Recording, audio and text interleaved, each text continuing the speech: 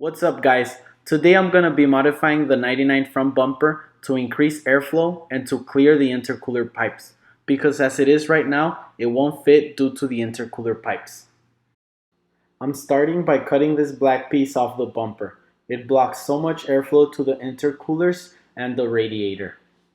I want to maximize the airflow because I don't want to encounter any overheating issues in the future.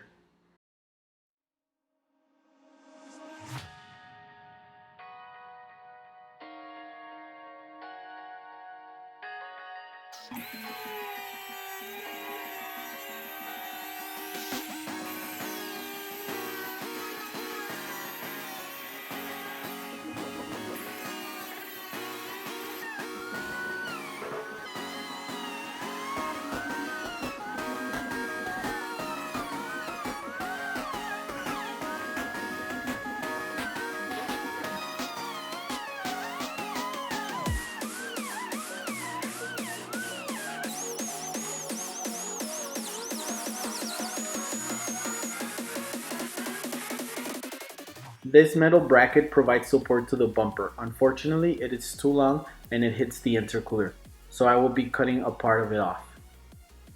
I would have liked to remove it and then cut it, but the bolts were so rusted out that they were breaking when I tried to unbolt them, so I was just very careful cutting it with it installed.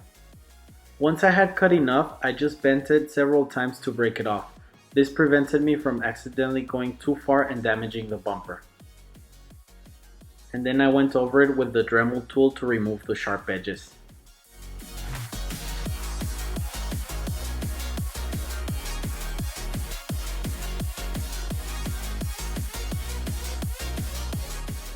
This part of the bumper hits the intercooler pipes, so I drew an outline of how much I needed to shorten it and I cut it off with my Dremel tool.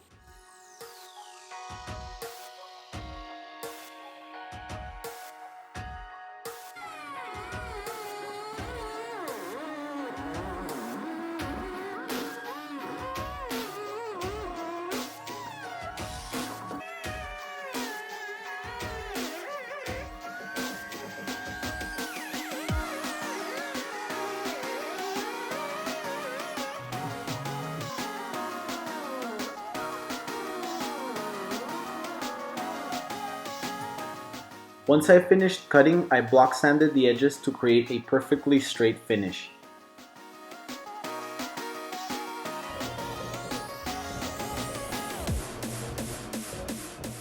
The bumper has two big holes where the license plate mount goes, but placing the license plate here will also block a lot of airflow, and it looks ugly in my opinion.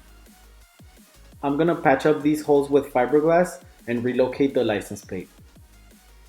Here I'm sanding the bumper to create deep scratches for the fiberglass to hold on to. Then I cleaned off all the dust.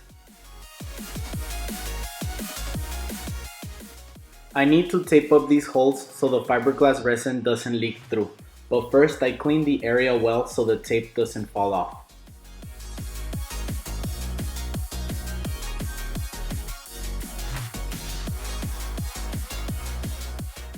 And then I mix the fiberglass resin with its hardener.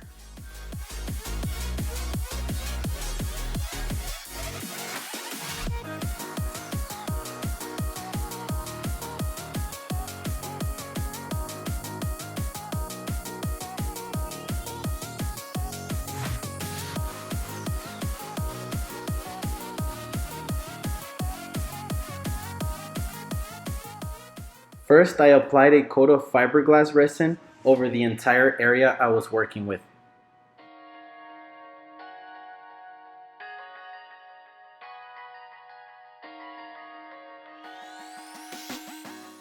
I place a layer of fiberglass on top, then I brush on the fiberglass resin on top of that layer.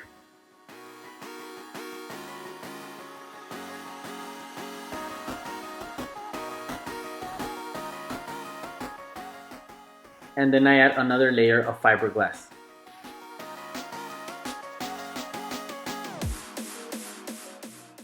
And then again I brush some fiberglass resin on top of that layer.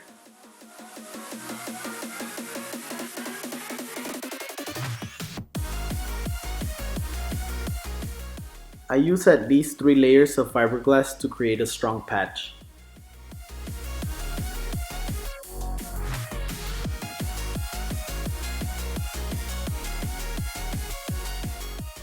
In about 2 hours, the fiberglass should be completely dry, but I like to leave it drying for 24 hours if I have time, just to be sure.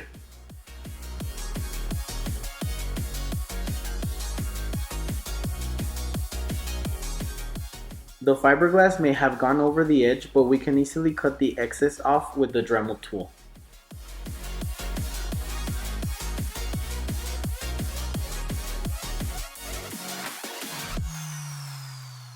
And then we can do some light sanding to create a perfect edge again.